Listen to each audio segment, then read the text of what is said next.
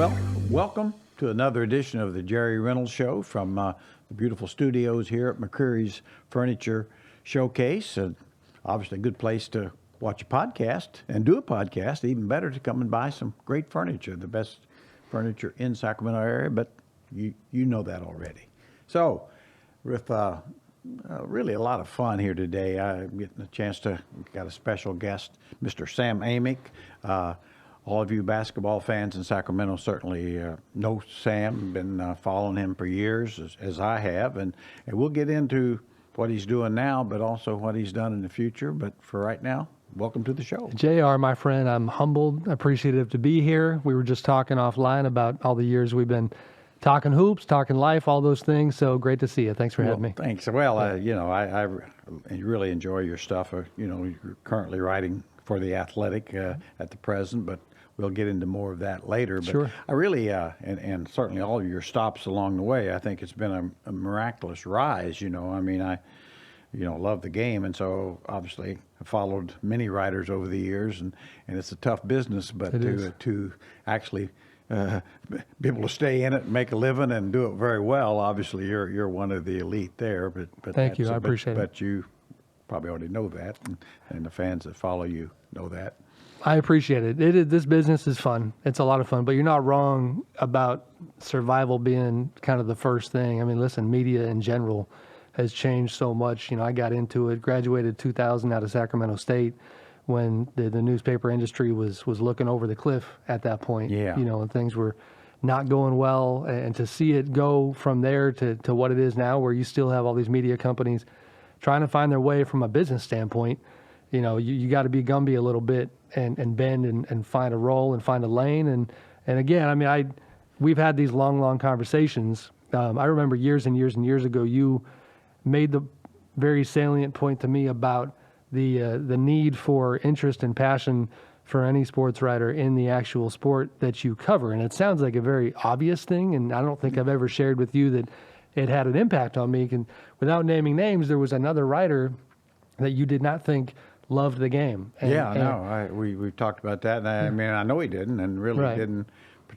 appreciate really, and he didn't like professional sports. Right. And I thought, well, why are you assigned to this? It makes sounds no sense. like, again, it sounds really basic, but the truth about what we do, I think in a lot of ways, is that, the media credential and the access comes with it, that we have a ticket to go into other people's workspace, if that makes sense. If you're the GM of the Kings at that time, if you're the player, whoever you are, we're there to chronicle the goings on.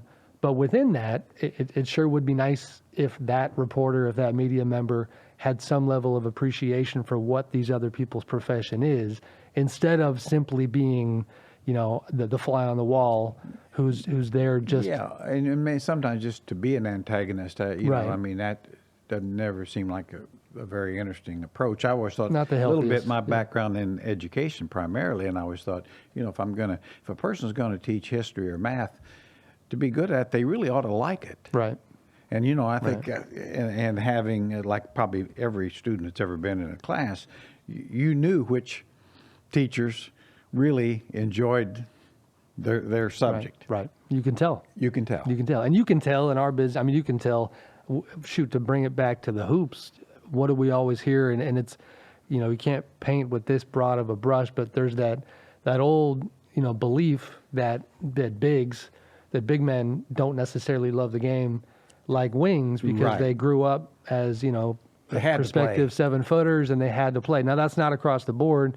In fact, the other day I heard an interview with former King DeMarcus Cousins where he was actually saying, I'm not one of those bigs. I love this game, and he's been injured and talked about how he missed the game. Uh-huh.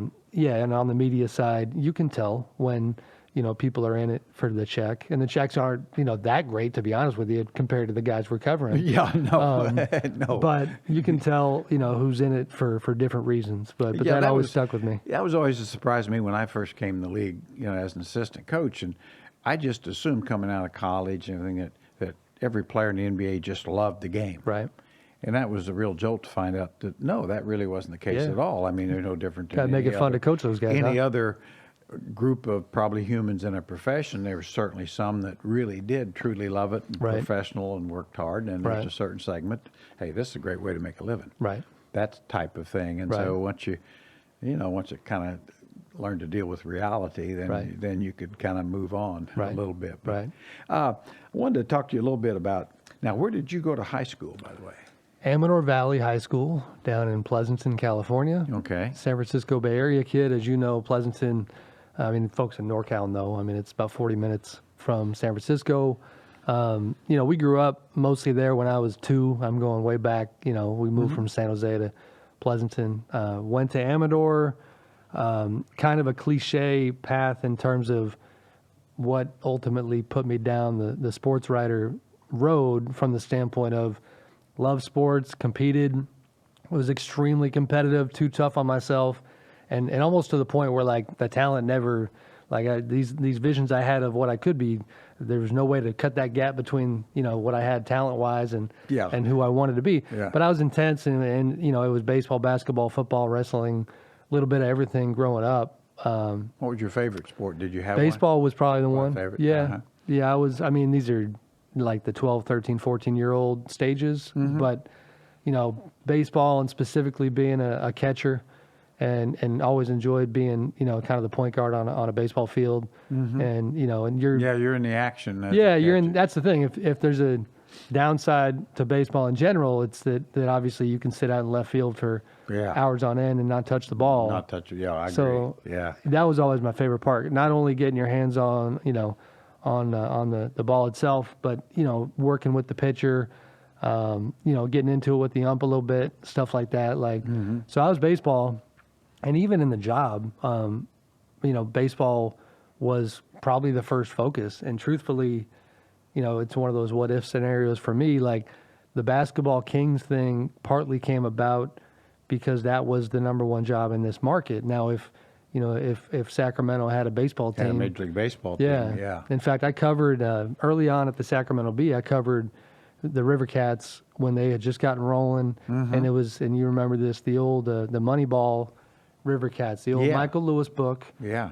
Jeremy Brown, Nick Swisher, Joe Blanton, all those guys, they were playing for the River Cats, but they were part of that narrative where, A's GM Billy Bean and everything he did during that time. I covered those River Cats, and that was fun. Well, the crowds were great, and they were good, really good, too, weren't they? And I backed up on the A's and the Giants. I was, the late great Nick Peters was Sure, Nick. a guy who I worked underneath. So, like, my preference to your question about sport, like, I was all into baseball, and I've been sitting in Dusty Baker's office before games when he was the Giants manager, and we maybe get into it later. A fun little Barry Bonds story for you. The first time I met Barry. So baseball was always the main focus. But I was a basketball kid. I mean, hoop out in front of the house, hitting, I think my personal best, like 92, 93 free throws in a row. Oh, when I was in 7th grade. That is had great. a little touch. Yeah, that is great. Yeah. The thing I do really respect with California, maybe more than Indiana, where I grew up, is it really is a state which really encourages really all sports, and maybe that's better, maybe it's worse, but I always thought, my first love was baseball, just like yours, and growing up, and I was good at it, but I came to understand it's like, wait a minute, there's 20 people going to watch high school baseball, and there's 3,000 going to watch me play basketball. Especially in that state. And a lot Absolutely. of cheerleaders and the whole thing. And so, There's the truth right there. There's the truth. As a 15, 16-year-old, it's an easy decision to make. That where you put your most, not that I didn't continue to play, but where I really put my focus at a certain age. Well, there's to that point, there's a thread between that sort of experience for me and where basketball became, baseball might have been above it, but hoops got my attention. They used to have the old ABC tournament at Amador Valley High School, and this was the premier tournament in the area where you would have, St. Joseph's would come in, and it's weird now to have covered the NBA for so long.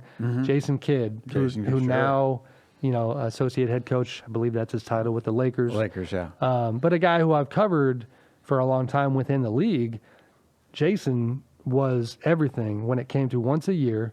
He would come into our high school and that was a thrill. And that was the first time that I started learning about, this whole basketball world beyond our teams in town. Yeah, you could tell about 5 minutes that Jason Kidd was he was just Yeah. A special. And people, especially on the younger side, they just don't know or maybe forget. I mean, his level of call it fame or just the buzz around Jason when he was in the Bay coming up was in high school was off the charts. Yeah, I was going to say, I mean, I watched him a good bit in high school. I mean, and certainly he one of the 5 or 6 best high school players I think I ever saw. Right. I mean, and I'd put him, he was so dominant at that age, much like an Oscar Robertson, who I still think is the greatest high school player I've ever seen. Or, I mean, Jabbar in a different way, or Wilt in a different way. But yeah, really. He was good enough that I remember one. And he couldn't shoot even. Right. At that time. No, not at all. People forget. I mean, he, that watched him late in his career became with the Mavs and everything. He learned how to shoot, and he was a dead-eye three-point shooter. Yeah. But I was going to say he was good enough during that stretch, and I think age-wise, I mean, I'm probably 12, 13 years old at this time. I remember I went with my family to watch a Cal football game. We used to go to Memorial Coliseum every once in a while, go watch football games. Jason had gone to Cal, a little Sam Amick running down the bleachers because he caught a sight of J. Kidd coming into the building. And I remember you talk about desperation when you're trying to get an autograph. I handed a styrofoam cup to Jason Kidd to sign. Like, thanks, kid. Like, this is going to go on the mantle. Like, Yeah. But he was such a big star. It was like, I don't care. Sign anything. So, Yeah, sure. Yeah. I got off that topic a little bit, but a Jason Kidd story for you that I don't think I've ever relayed to anybody. But I was general manager at the time when he was a freshman at Cal. Okay. And and really I'd made up my mind, pretty much that we really needed to draft a point guard, not necessarily for the next year, but the future. Yep.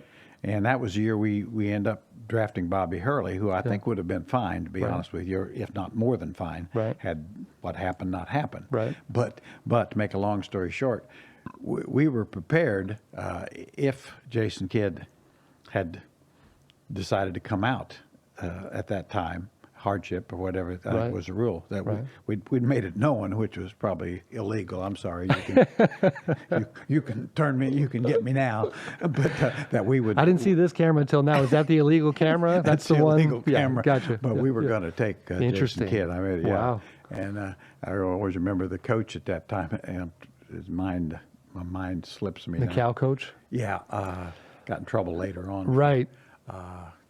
Gosh, then went to Howard. Anyway, I'll think of, it'll come to me about 9 o'clock tonight, Sure. But anyway, he'd got wind of it and, made some threats, this, that, and the other. Man. But, See, Jerry, at The Athletic, we have our podcast called Tampering. And when we talk about things that are newsworthy and we share stories that haven't been shared, our producer will cut in like with a little sound graphic type deal. We say aggregate it. So you're telling stories that you're trying to make headlines here, man. These are old what if king scenarios. Guilty. Yes. What can I say? No, that's interesting. I mean, but I don't think there's probably every team in the league was probably doing the same thing. I know it wasn't. Oh, and that sure has changed. No one's breaking the rules now. No, it's really Did I mention our podcast is name tampering? That's what it's called. Actually, I think somebody was banging on a trash can when I was well played. I was doing it. But anyway, like when you were in high school, then now at that time, obviously, loving to play sports. Yep.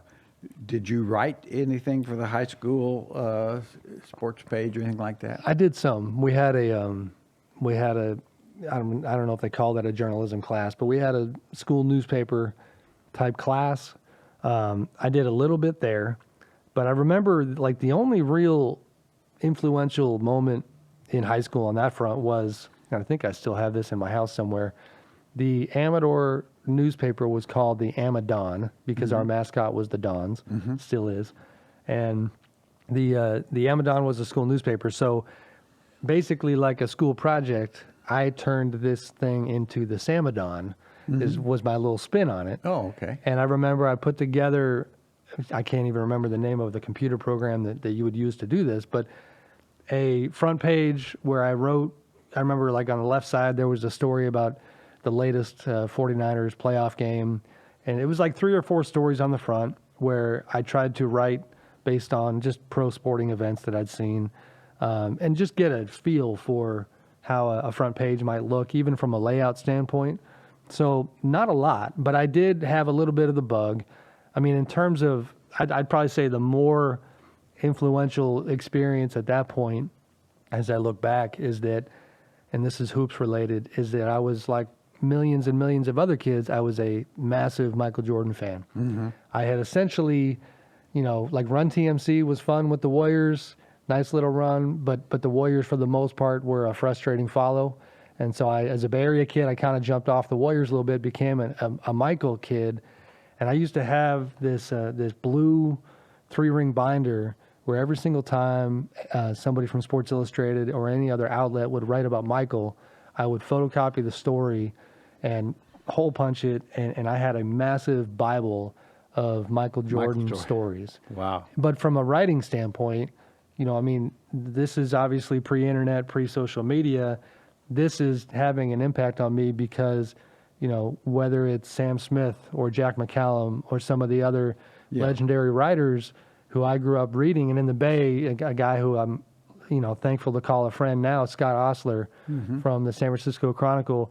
I'm being influenced by their words, their styles, the way they tell a story.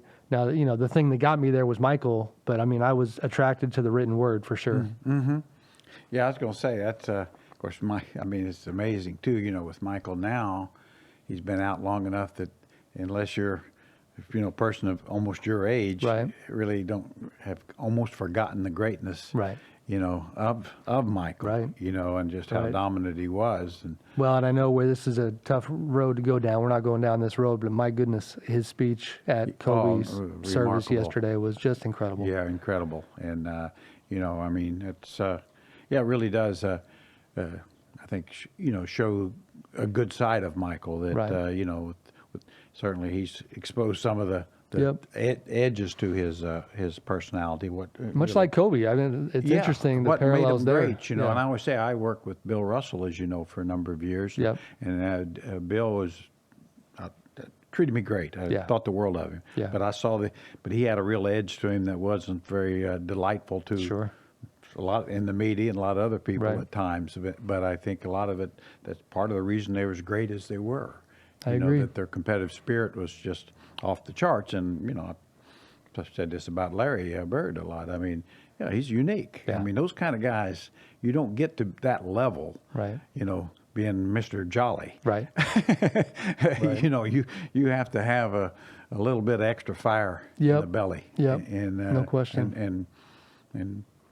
And probably fortunate for all of us that there's not that many of them. Right. I think that's also true. Right. But now then you went to Sac State out of high school? I did. Yeah. Yep. Went to Sac State. Had you thought about it somewhere else, or was that always in your plans? I'm forever, I have animosity. UC Davis wouldn't take me, Jer. I didn't get the... You messed up, Davis. I messed up. My grades weren't in the best shape. That's basically what happened. Davis, I thought was... we went and checked out the campus, and I remember the calculus for me at the time personally wasn't that complicated. I wanted to go away to college. I didn't want to be that far. Mm-hmm. Was somebody who enjoyed my family. Had a lot of extended family down in the Bay. My parents grew up in Sunnyvale, so not that far.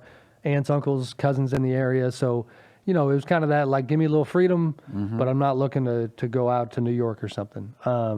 So was looking in that regional area of Davis and Sacramento.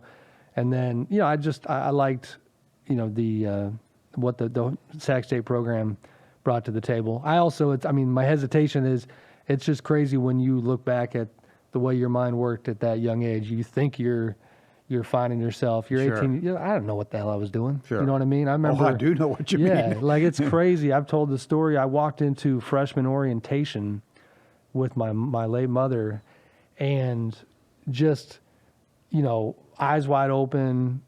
I remember being a little shook, oh boy, this is a big deal, and I'm going to live here, and excuse me, how's this going to work? But, you asked earlier about kind of the different influences on the career. And true story, that freshman orientation, I was under the false impression that in college you had to pick a major right away.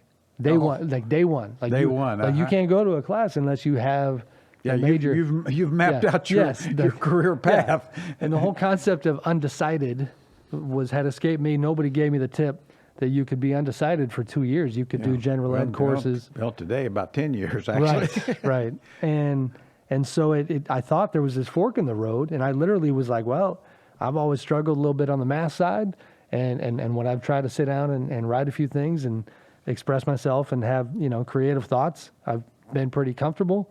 And like that was almost the only reason I picked journalism, As Yogi Berra said, the great Yogi Berra, when you come to a fork in the road, take it. Right. And I you like did. it. Yes, I did. Yeah. And you I mean, it did. worked out, but it is, that was it. And then spent a couple years there just kind of trying to figure out what this all means. Like I did some news writing during those early years. The Sac State newspaper, the State Hornet, was just one of the best experiences of my whole life. But the first couple years, I didn't do any sports writing, and I didn't really enjoy the news writing. In fact, I always feel guilty sharing this story, but I remember like the moment I decided I was out on news writing was I got assigned to cover a convention on homelessness in downtown Sacramento. There was a church down there where a bunch of good people were talking about the problem with homelessness and how to fix it.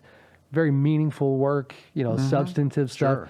But in terms of the reporting experience, you're sitting in the back of a pew in a church chronicling, a meeting that didn't get my blood moving very much. Yeah. And I wrote that story and kind of shrugged like, I don't know what, this just not getting me going. So it took me a few years. It wasn't until my junior year of college that I started messing around on the sports writing front. Kind of found, something really. I know my son Jay, when he was in Sacramento State, goes way back. He wrote for the Hornet. The Hornet, yeah, really. It's got a great I know history. he really enjoyed it now, but then he didn't want to have a career in journalism. But anyway, it's the lab. I mean, and I go back and talk to the folks at the school every once in a while. I mean, it really is the kind of where you get your hands dirty to see if you like it, to see if you're any good at it.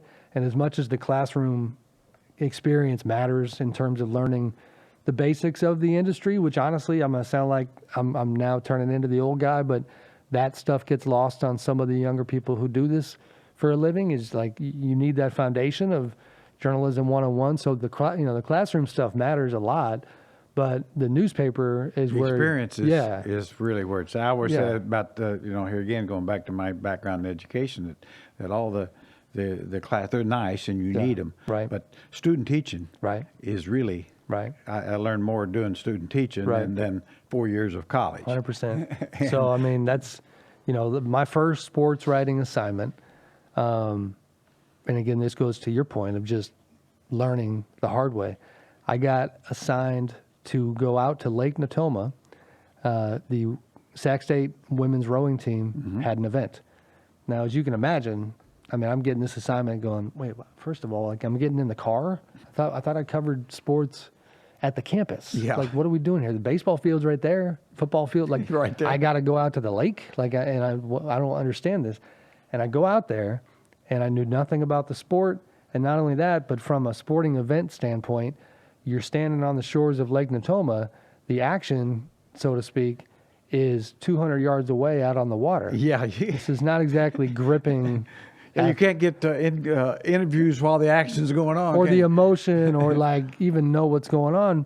That is, but in hindsight, that's where I learned the power. And this is where you and I, kind of in that same thread, we connected early on the Kings beat. I've always been good at knowing what I didn't know. So I sat down in the coach's office for that women's rowing team. This guy, Bill Zach, was always good to me. Bill had essentially a motorhome out at the lake that was his office. And he basically saw how wide-eyed I was and that I had no clue what I was doing, pulled me into his office and started giving me the breakdown of women's rowing and telling me who mattered and who didn't and who had a good day and who didn't, and basically writing my story for me. But, that was the first time that sort of approach applies to women's rowing, applies to hoops, applies to anything. And well, I think it applies, as a credit to yourself. I mean, I always say it's important sometimes for people to admit they don't know no question. what they don't know. Right.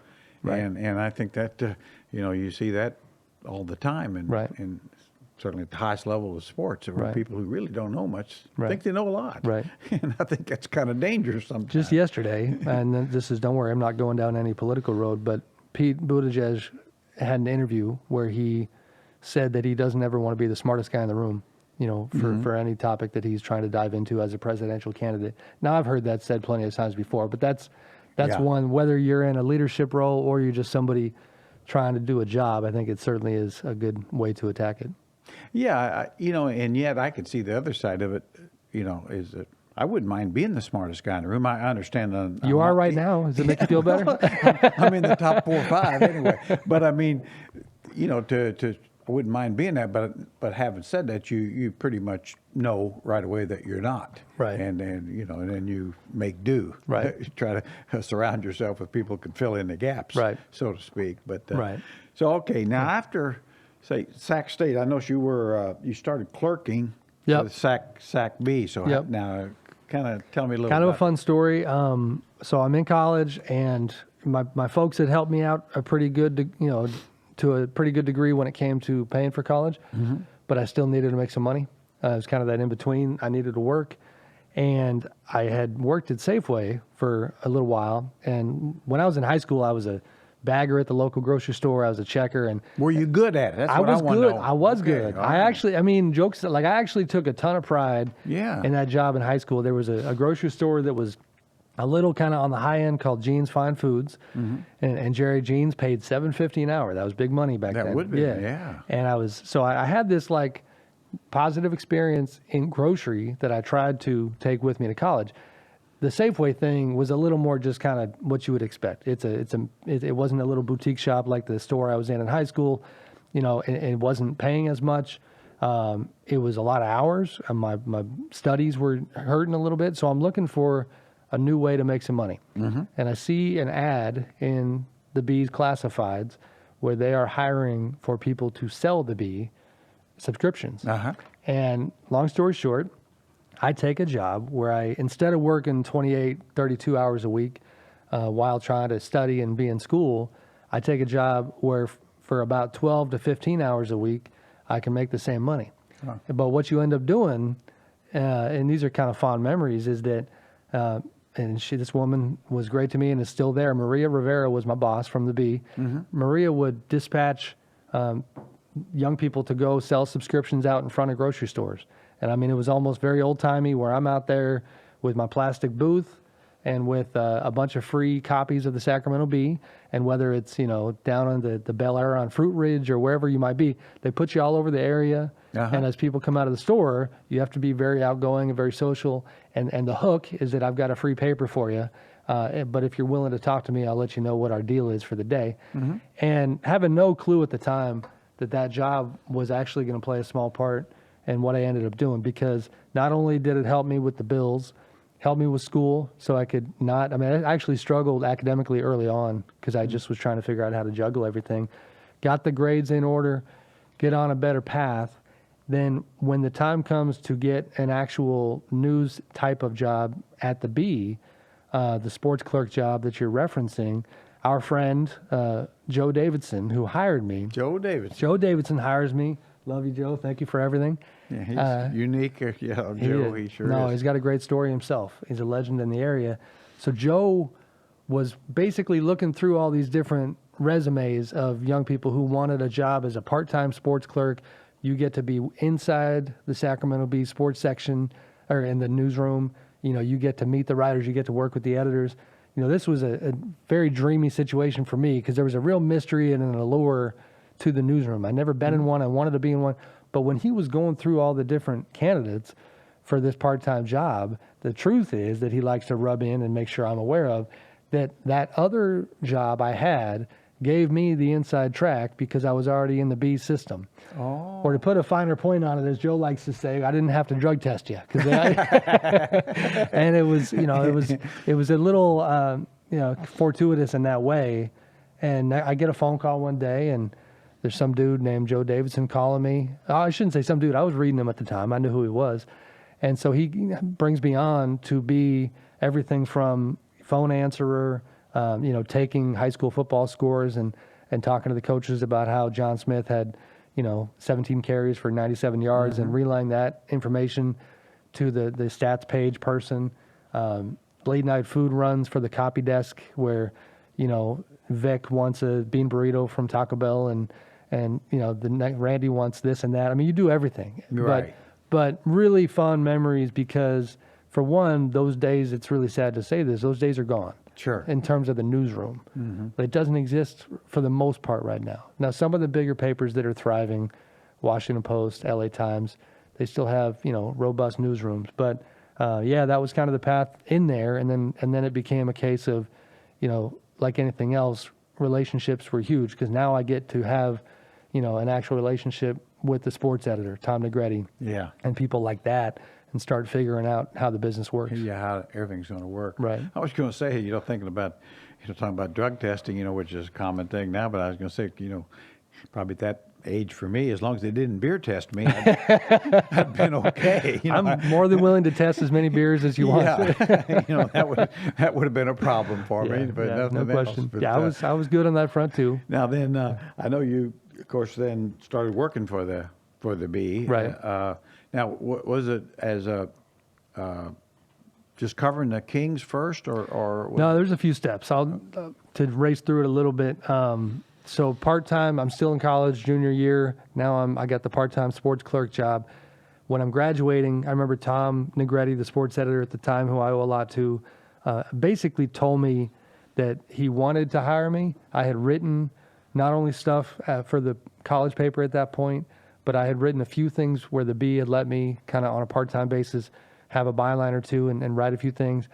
But I had no experience. And Tom's point was, that this is not how the business works. I can't hire you with nothing. And at minimum, you need an internship. So I go down to the Record in Stockton, and I take an internship down there. Cool experience on its own. The 49ers were still doing training camp in Stockton. I remember the highlight of that summer was being able to sit in a room with Bill Walsh, late great Bill Walsh, and the other Niners beat writers. And Bill had come back during training camp to tell stories and just kind of be around the team. So that internship then leads to my first full-time sports writing job, which was technically at the Bee, but I think you'll remember this, the neighbors section.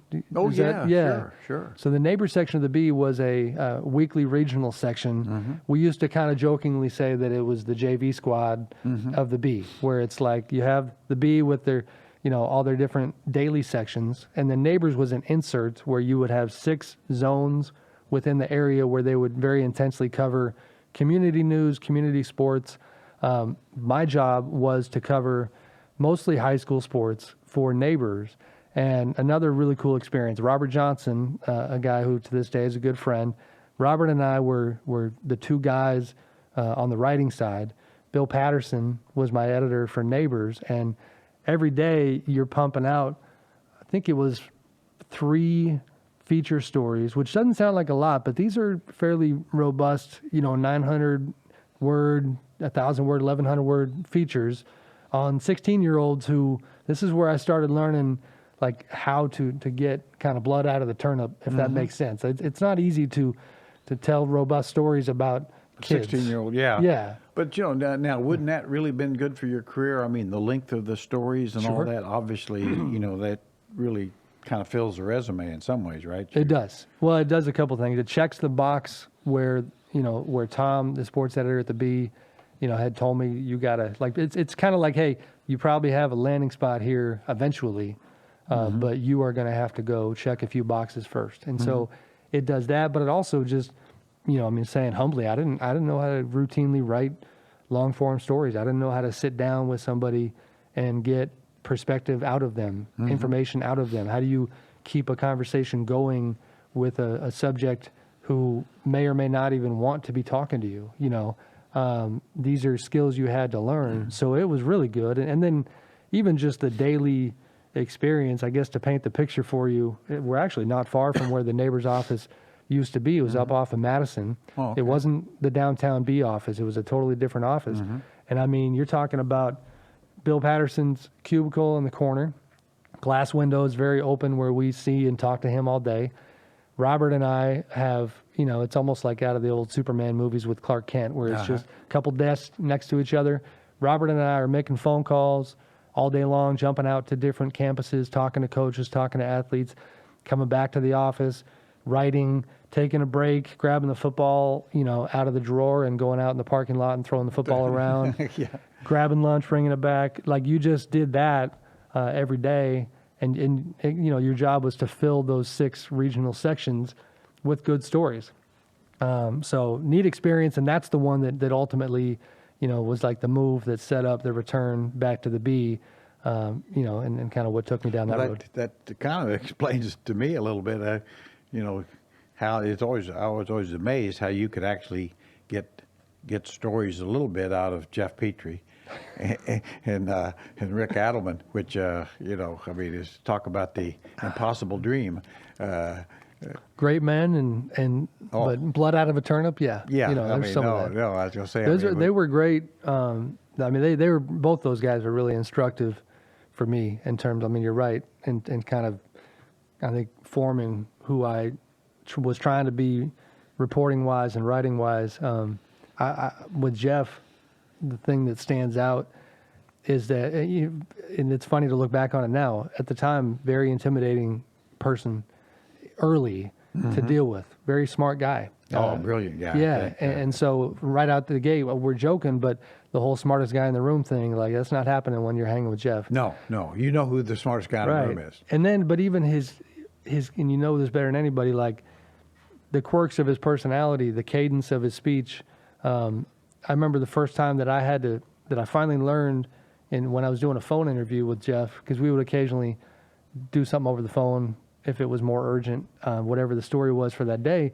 Like you had to learn to shut up for a few seconds because he would stop speaking. Yeah, he's thinking of his, I always said, I don't know that I've ever seen or heard Jeff misspeak, which the type thing I do 5,000 times before lunch. Me too. Yeah. But he really is one of those But rare people I stepped on him a few times, right? And where that in his mind, it was just like, all right, kid, shut up.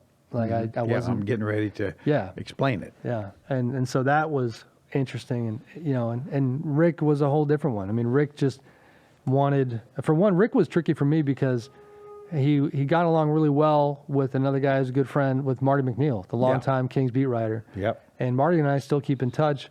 But I don't even think he and I have ever gone down this memory lane. But like for me, it was tricky on the Kings beat early because Marty had a lot of folks who cared a lot about him within those Kings walls. Sure. And then all of a sudden I was the new guy. Yeah. And with Rick, a little bit of that. Yeah. I think it was tough. It had to be tough for you because I think that's true. I think Marty, I know myself, honestly, I thought the world of Marty, and and so you're kind of looking at you cross-eyed a little bit for a while. Which is natural. It's the longer I've done this now, it's interesting because I'll run into situations where I see similarities to that dynamic in other reporters. And so people might complain to me about a young person over here, over there. And a lot of times I've learned to just kind of say, okay, like I hear you, but give it a beat and talk to me in a year, because I bet you a year from now, you're going to start telling me like, oh, they really turned it around and they're pretty good, and give them a chance. But change, I think, inevitably ends up being uncomfortable sometimes. Sure. And that one was even a little more extreme. Marty had been doing it a long time. Yeah. And he had tight relationships with the Mike Bibbies and the Chris Webbers and all those guys. Yeah, he had a real knack for, probably getting closer to players than probably anybody. No question. That I've ever been around. And no question. I just enjoy, used to play tennis together and things like that. Right. But he was comfortable, and yet, he could sting you. Right. Justifiably. Yeah. No, he's a legend in his own right. Fun little story. I think he'd be good with me sharing. To your point about the players and the rapport he had, he gets a phone call one night from one of the copy editors, and they just have a particular question about something in his copy, in his story. And I said, Marty, what did you mean on this and such sentence? He goes, you have a quote from Corliss Williamson. Doesn't quite make sense. Can you help me kind of clear this up? And he said, well, hold on. I'm playing video games in his hotel room. Let me ask him. Man, all right. That's you can't get better sources. You need more quotes? Get Corliss on the phone. But to your thing about Jeff and Rick, they were Yeah, they were challenging to get, and I didn't get much out of them the first couple of years, really. I think that was a challenge. It was more just a case of, it took a lot to get that group to let their guard down at all. And then honestly, I don't know if they ever truly did with me. Next thing you know, we were off and running on just the coaching carousel and the change that came after, obviously. I mean, I covered Rick for 1 year, the only playoff series I ever covered on the Kings beat. Yeah, the and San then, Antonio, yeah. Yeah, which was that was actually a really good series. It always amazes me, and I've kind of been outspoken on this, but to me, Rick Adelman was there 8 years. Yep. 8 playoffs. I mean, there's no player in the history of the Sacramento Kings that have been involved in 8 playoff teams. Right. And why is or some type of, I mean, there is such a Hall of Fame thing for the Sacramento Kings. For sure. He should be the first of many. We've talked about that offline a little bit, not to put you on the spot, but I wonder how much, if any of it, and I don't know the answer to this. I'm not trying to set you up for it, but Rick is such a private guy. Yeah. What impact, if any, do you think he's had on you need a level of cooperation on the other side as well. I wonder, do you have any sense of kind of where his head could be at on that front? Yeah, we talk about it, or I bring it up. He does. Yeah. You guys still keep in touch quite a bit? Yeah. Okay. We probably talk, every 6 months or so at length. You know. I would say, I think his interest would be almost none. Yeah. Not near to the interest my level is in it.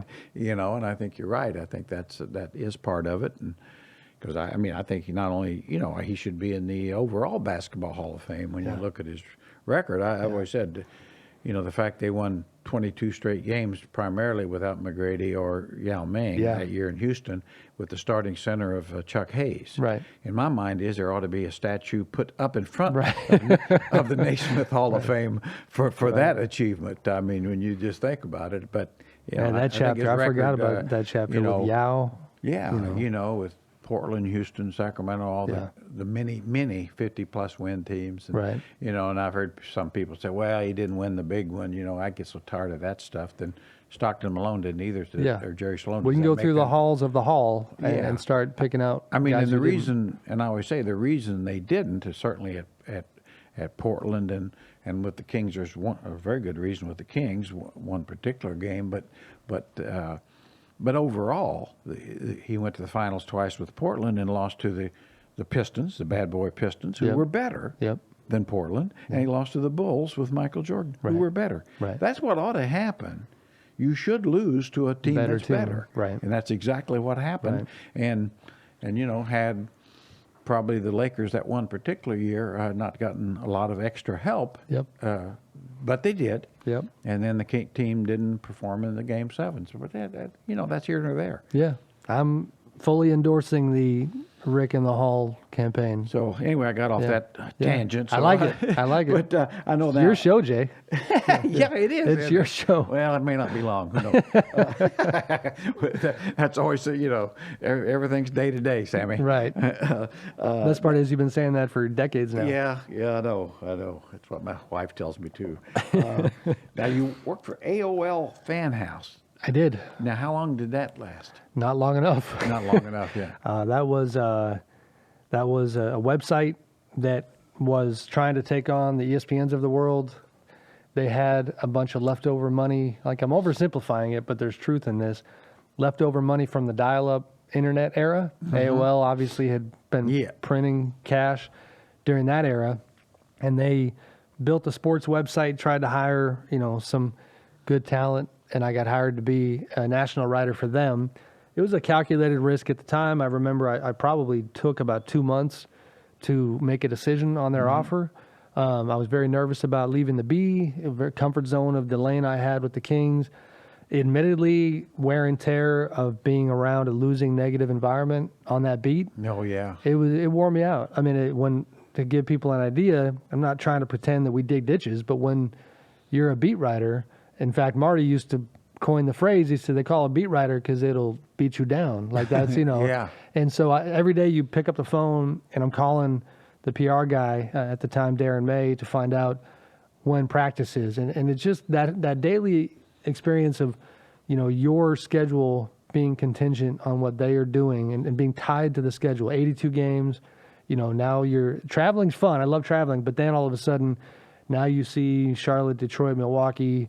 You're like, you'd rather stay home. It's a lot. Well, I've been there a long. Yeah, I was gonna Yeah. say, there really is. There's a point where it's like I've been to Milwaukee enough, Yeah. Cleveland enough, and Yeah. Detroit enough. Right. I'm okay. You got the short list of, I went to the although I haven't done this, the Miller Brewery, whatever little touristy things made it fun the first couple of times. Yeah. Next thing you know, you're staying in the hotel room when you're there. Yeah, going to the workout room or, Right. just a few other things. That's Right. about it. So the AOL Fan House thing was the first chance to just broaden the scope, to cover the entire league, and that's why I wanted to do it.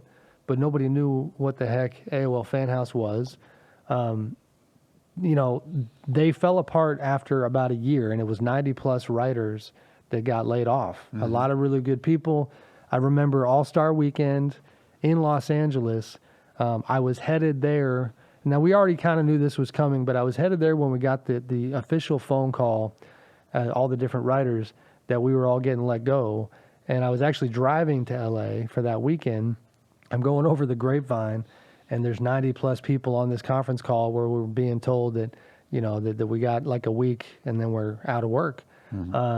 And so that was a tough experience. And I had to find that was, and looking back now, I do take a ton of pride in what I was able to how to navigate that, because now you're on your backside professionally. Now the calculated risk didn't pay off. I remember, friend and colleague Aileen Voisin at the time, longtime B columnist, she and I would have these real conversations like, A, and when I was making the choice, is it the right move for you? And then B, I hated the fact that it's like, man, I think she thought I probably should stay put. And it was like, she might have been right, and so now I'm in a tough spot. And that LA All-Star Weekend became the beginning of the first time I had to get out and basically be my own agent. So instead of, the funny part was AOL was still Financing it, cutting the check to be there. Now just going to own it. Like when the end of the road is right there, like, yes, I'll be honest and say it was not my finest coverage that weekend. My focus was not pumping out coverage for that company. It was how do I get another job? Sure. I had my own business cards made, bought a website, NBAconfidential.com, where I just knew that even if I was unemployed, that I had a profile and I wanted a place to call home, so that if, a Jeff Petrie called me and gave me a scoop or something, I would have somewhere to write it. So that was like step one. I cannot be out of the game entirely. And thankfully with the internet, you can control your own fate. Like, you don't have a paycheck based on that website, but you do have a platform. So I created NBAconfidential.com. I then proceeded to basically chip away at 5 or 6 different potential opportunities with companies. And thankfully, the only good part about the way things ended at Fan House was that the way my contract was set up, I had about 6 months of pay coming my way, where I had time to breathe and to figure out the next move. I always look back and think, if I didn't have that 6 months, the bills are coming down on you. We had 2 young boys at the time. You wouldn't have had that you had to find something right away. Something. I would have had to have had a check. So the clock was ticking. I had 6 months.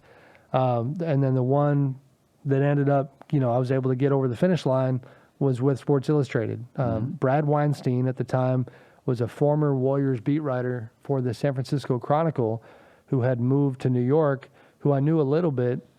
And Brad was one of the editors at SI, and he was looking for a national writer to man their online coverage. Because for SI at the time, they had their staff taking care of print, taking care of magazine. They didn't have anybody on the news, quick column, like even we mentioned Kobe earlier. Like if, the tragic death of Kobe and the other victims, if you need a quick column online, the magazine writers, their instinct would be, I'll get you something in 3 days. Sure. Let me go talk to some people. So that role ended up, I got a 1-year contract at SI, and that was a lifeline. And it was a really good lifeline. I mean, just the chance to write under that brand was obviously a thrill. But that's kind of how that went. Yeah, I was going to say all sports fans, I mean, we grew up with Sports Illustrated, I mean, and that was always remember mowing yards, saving money to get a subscription to Sports Illustrated. I hate to admitting this publicly. I just stopped my subscription last week for the first time. I still get it. Do you? Yeah. Still get it. I don't enjoy it as much for some reason. They've just been decimated. Yeah, I mean, it's just not the same. No, they just laid off a bunch of folks a couple months ago. So no, it's not the same. Your situation, I always think it reminds me so much of being in the league for years, and so many. I always feel sorry for assistant coaches more than head coaches when they get let go, Sure. because financially it's so different. Right. And we used to always go for the pre-draft camps and stuff in Chicago, and it'd always be 40 or 50 guys looking for jobs. Right. And all deserving of jobs, but the flip side of that, and if you ever talk to a new general manager, and one comes to mind, I won't say his name, but new GMs learn quickly what you're talking about, because they then have hiring power, and next thing you know, their phone never stops ringing. Never stops. No. Yeah. Because there's so many guys who are good and so many women who are good trying to get in. And then it is the parallel to writing is interesting, because you can't fall out. You just can't fall out completely. And if you do, you're not getting back. Yeah, that's right. I mean, that's the tough thing. I mean, that's, once you totally step away from the business. Yeah. And I kind of feel that way about myself. I'm at a stage where I don't want to work much, right, but I really do still love the game and enjoy being around it. And right. so you don't know how it's going to be if you were totally out. Right. And you need to be sure. Right. If there is such a thing as surety. But right. So now Sports Illustrated. Then you were USA Today for a period, right? USA Today. I do 2 one-year contracts at SI, and even that had the tail end of that had that same spirit of having to grind. I remember I had to go to New York. I didn't know if they were going to give me a second contract, and the deadline was coming up on that. Still in that mode of like, man, this business is tough because they'll cut you at any minute. Even used my own travel points to go to New York to get a second contract and kind of put myself in front of the right people and make sure we kept this train moving. Then on the back end of that, USA Today was an opportunity that was appealing for a couple of reasons. The travel budget for my role at SI wasn't real robust. So I had spent a lot of time in LA doing Kobe, Dwight, Lakers coverage, things like that. But, the part you didn't know about when you read the byline was, that instead of flying, I had rented a car. I stayed at the $90 Marriott, things like that. Like I was trying to make chicken soup out of chicken, with the travel budget. USA Today was just a lot more legitimate in terms of all the different boxes they checked. You just no more cutting corners, no more. Yeah, you could travel like a legit businessman. They needed a West Coast based NBA writer. Jeff Zilgett, who's one of my best friends on the planet, was a long time, he still is, USA Today NBA writer.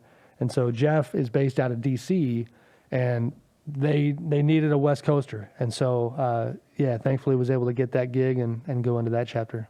Now, how many years? 6. 6 years. Yeah, I didn't realize it was that long. Yeah, 6 years. And then they've got their own rich history, Roscoe Nance and guys like that, where I certainly was familiar. I mean, SI's SI, but we also knew the place that USA Today had. Oh, sure. And so it was a neat challenge. I mean, it was different because ultimately, like the thing that I think did attract me to The Athletic is as good as USA Today was for me is the storytelling was more and more challenging at USA Today. For one, it's known for its brevity, right?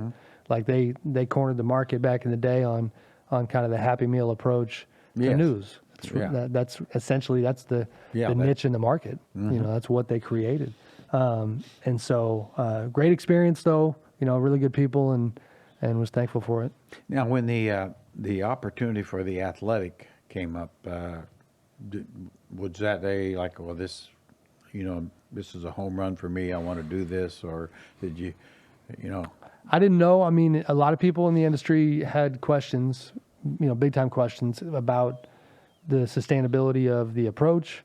Our 2 CEOs, Adam Hansman and Alex Mather had headed the way in raising a bunch of money and venture capital money to put this site together.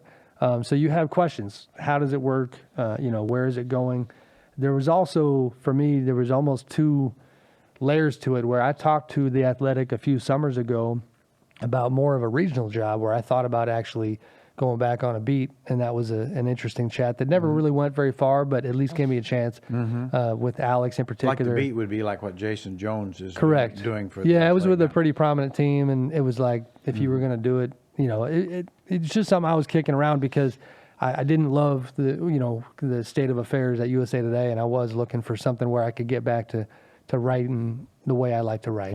Yeah. And reporting. I mean, really, the reporting side, I've reached a point where you kind of, this is not a good place to be where, I don't know who a good example is, but, let's say a De'Aaron Fox is willing to give me a 20-minute sit-down interview, a 30-minute sit-down interview.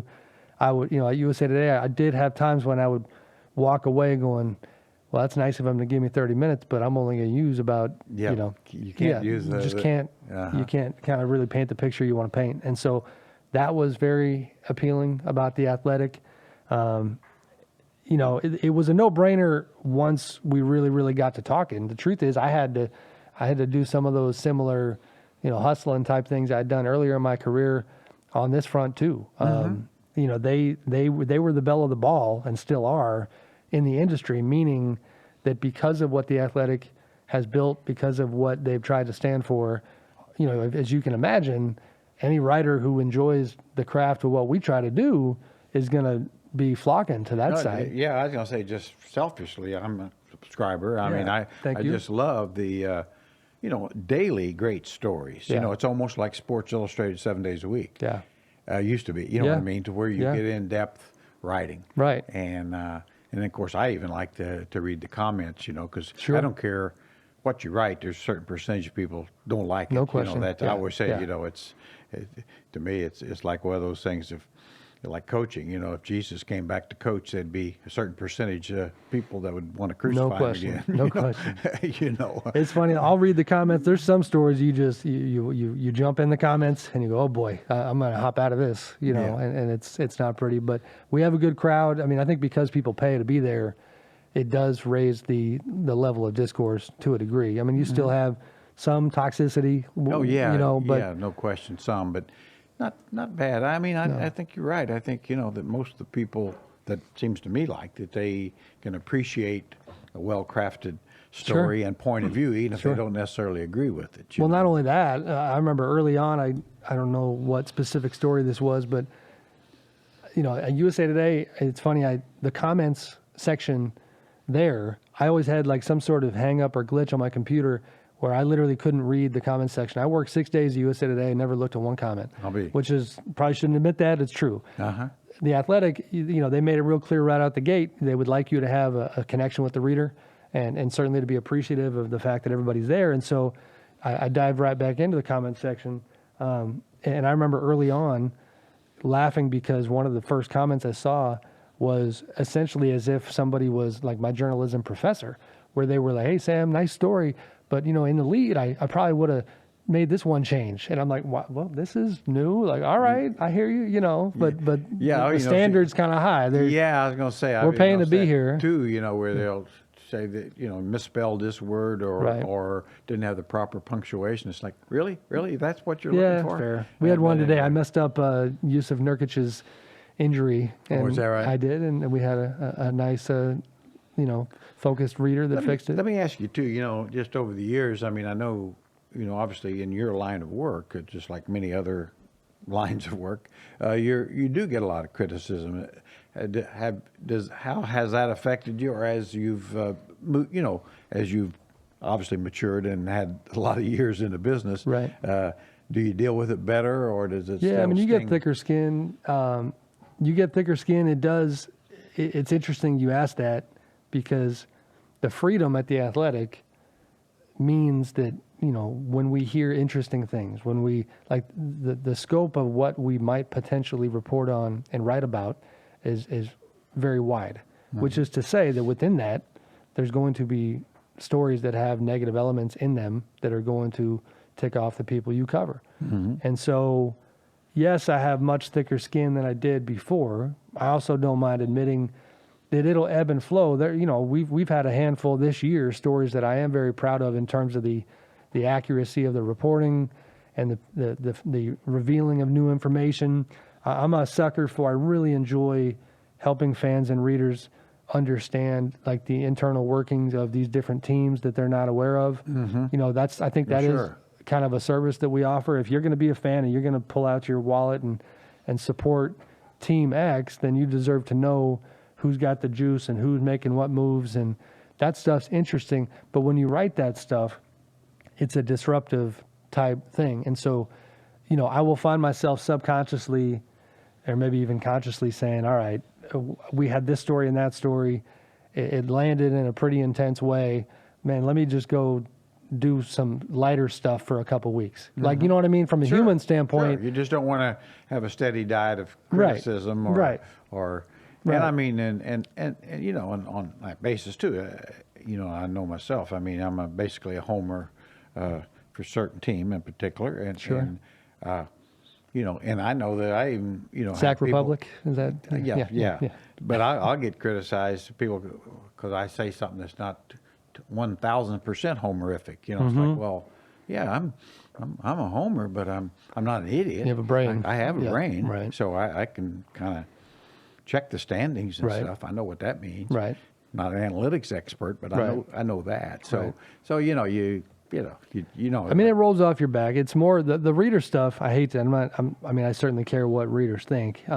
That stuff's easier to take a glance, see the opinion, the dissenting opinion, move on with your day. That's easy for me. You know, well, like on some Twitter. Opinions, don't you think too? I mean, there's some people's criticism that, hey, yeah, you know, you make a good point. Oh, for sure. You know, I've always thought that. I mean, it's like, oh yeah, I see kind of where you're coming from there.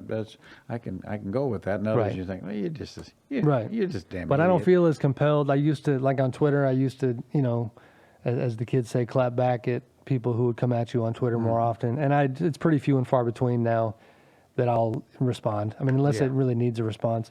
It's more, I think what you're alluding to is the NBA it's a big league, but it's not. There's only so many people. And so the ebbs and flows of those relationships, you know, like, hey, I'm in a good place with person X, but they're part of this story that they're not going to love. Yeah. And I think this is fair to share. The Kings recently, there's been that element. Vlade Divac is a guy that I enjoy greatly, respect immensely, and just genuinely really, really like as a person. And then, you know, we wrote a few weeks ago about some of the dynamics within the Kings. And, you know, I sent Vlade a text leading into it just to be professional and kind of make sure that he knew that on a human level, you don't want to broadside anybody, but you have a job to do. And, you know, it's one of those things where as long as you're not missing the mark from an accuracy standpoint, and you're certainly never going out of your way to be malicious, which is, you know, that's the worst spirit of what we can do, then I can sleep fine at night. But you are going to get phone calls. Like we've had these stories that we've shared with one another, you know, when this extremely high profile person calls your phone and you're maybe watching a movie with the family and your kid's looking at you like, why is there a man yelling at you on the other end of the line? You know, like that happens. Yeah, well, it does. Yeah. Yes, it does. I've been on the end of some of that. Right.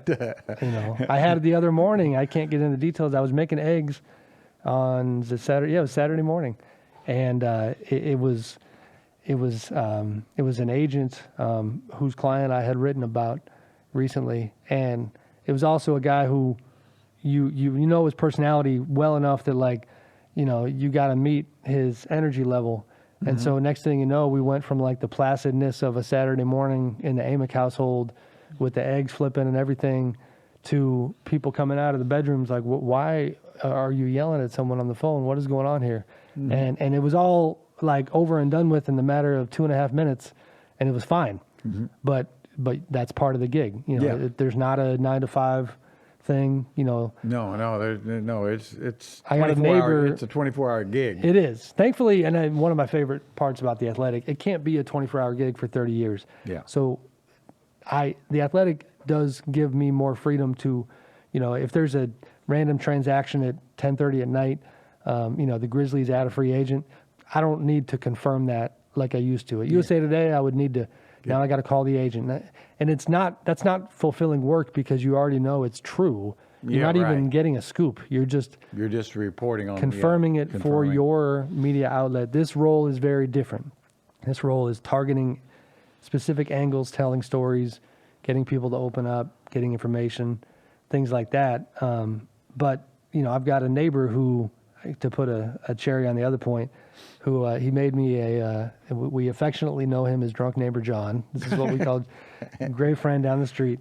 And John made me a glass where he had it etched in there, the nickname of Cell Phone Sam. Cell Phone Sam. And it had a quote that said, "Sorry, got to take this," which was his way of saying, how many times have you ended our conversations on the street? Sorry, got to take this. Right. Yeah. So, I mean, that's kind of the gig. Yeah. I was thinking, too, I mean, I watch all these ESPN, NBA shows and stuff like that, and I think most of them are pretty awful, really. Yeah. I've always wondered, I mean, like, to me, they really need, more people like yourself that actually they ought to have somebody on each of those shows, not that just was pretty good at playing the game, but actually understands all the the parts of it. Right. I think it just make it from a person that really wants to learn something when you tune into one of those shows, and usually about 15-minute mark. I'm not saying I'm that smart, but it's like, yeah, I'm getting nothing here. They have someone. I mean, I think Rachel Nichols does a great job on The Jump.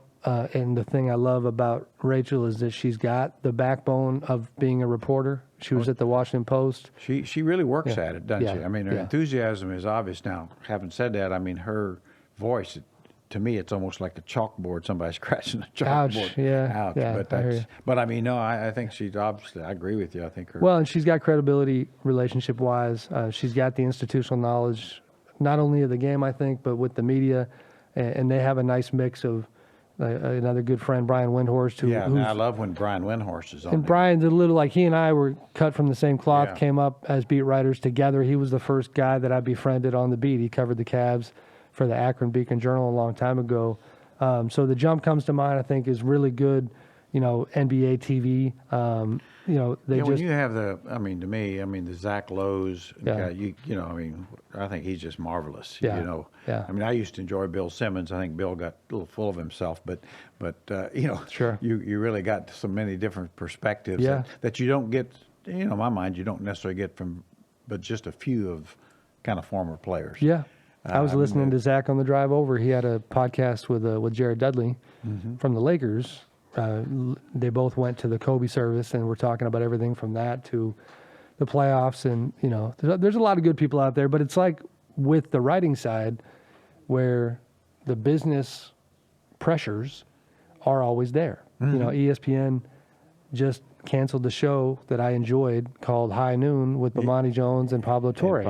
Yeah. Well, you read the press release, it's not, and they're putting numbers on there like we only had X amount of viewers, and so unfortunately, too bad. Yeah, I mean, they're some bright of the other guys. networks, it's the low hanging fruit with, the loudest and the brightest, kind of act out there is what's going to pay the bills. So it's hard to have that kind of substance. Yeah, there's so much content, I think, with the different talk show kind of things. I mean, I just love Pardon the Interruption, with Wilborn and Karnheiser. I mean, I wouldn't miss that for anything. And around the horn to a lesser degree, but the rest I just kind of come and go. But, only thing I'd say now for Sam Amick, do you look ahead 10 years from now, where Sam could go, or are you pretty much in the line of work you're in? Do you just have to say, hey, it's where I am's where I am? No, I look ahead for sure. I think where I'm at right now is thankfully I signed a contract last summer that, I'm going to be here for a few years at this job and attack it and try to, honestly, it sounds corny, but it's true, just do as good a job as I can with a role that is incredibly hard to find in this business. I mean, you talk about not only the freedom to cover the entire league, but to be based where we want to be based, which is to live in Sacramento. We like it here. My wife, Emily, is a middle school teacher at Samuel Jackman down in South Sacramento. She's been there 18 years, I think. Our boys, 2 young sons, Ryder and Landon, are in their schools with their grandparents nearby. We got a good thing, and it's a little counterintuitive because it's hard to have a national job in a small market. And so trying to make the most of this is the focus right now. But it is interesting, Jared, now that you look at it, it's almost, I think about like a player, if you put in 20 years as a player, it's a hell of a career, right? Sure. And so it's not a direct parallel, but like there is parts of me that look up and like, I'm about 16 years in to covering the NBA. I think around 20, I'll be looking around to see what kind of mark I want to make in a different way. I don't think I want to just keep, jumping on the same hamster wheel, so to speak, Sure. even though I enjoy what I'm doing now. I don't know what that looks like though. I mean, I've had book ideas come and go. That's a box I wouldn't mind checking at some point. I've had TV gigs come and go where I would do more for different times. I love writing. And again, not trying to pretend that we're digging ditches. Like there's days writing's not easy. No, I can believe that. Sure. I mean, you're staring at a blank screen and, and then next thing you know, it's 8 hours later and you're 200 words in, you haven't made much progress. So, I think this is a weird segue, but, I talked recently to Andre Iguodala and really, really, really enjoyed talking to him. And it was about his move to Miami and some of the power plays that he kind of used to get there. And Andre made a comment that definitely landed with me where he was talking about players, but I think it's universal. He said, like you don't want to do things because you have to. And we are most empowered when we get ourselves to a place where you for the most part, you're doing things because you want to. And that's the line that I think I'm trying to walk, where because what do we open with talking about? Like how tough the media industry is. Sure. It's extremely hard to get yourself to a place where you're empowered like that. I would like to get there. And I think, we're making progress there. Yeah, I think you are. Yeah. I mean, I think quite honestly, that's kind of where I've got in my life finally, and I think but I think there's some similarities. It's interesting to me. It's always with, I think, people that have found ways to be successful. I've always said, I always used to tell young players that were complaining about playing time or this or that. And I said, what you've got to do is figure, instead of worrying about many minutes you got tonight or you're going to get tomorrow night, figure out a way to be productive. Be productive so you can stay in the league. Right. If you can stay in the league, it'll all work out very well for you. Right. But you're going to have to make sacrifices. You're going to have to make adjustments, and never forget that you're an individual contractor. Right. Which, Right. Any worker is. Right. At some Right. point. I mean, it's like they love whatever company you're working for, and they may like you, but they don't like you near as much as your wife likes you. Right. Right. And so you'll have to look at. But anyway. No, it's true. But it's true. I think that's the anyway, goal. I think we probably, at least I bored you to death. But I tell you what, it's really been a blast getting to spend time with you. Thank you, Jerry. You too. Obviously, I think Sacramento should be very proud that you're still part of the community. Appreciate you. And I think honestly, just as much as I love the game and follow it, I don't think there's a better writer covering the sport in America today. Thank you, my and friend. Hopefully, I'd like to see you, kind of like a Brian Windhorst, maybe go off in a little different direction. But it is, you just have to take it as it comes. I like this. You can be my agent, Jerry. You want 4%? Well, if I'm your agent, you got more problems than you currently have. So I appreciate you having me. I wanted to make sure I set the bar really low because I want to come back at some point. I got to own the T-shirt today. I somehow we'll missed give you another chance. The video component. I'm going to be in a if it- three-piece suit when I come next time. I know you're, we'll give you another chance. I appreciate it. If anybody's going to hold that against you, then you got more problems than you can solve. So again, thanks, and we'll can't wait for the next one. Thank you, brother. Yeah. Yeah, that's Good great. stuff, Jerry. Great That was stuff, great. man. Thank you.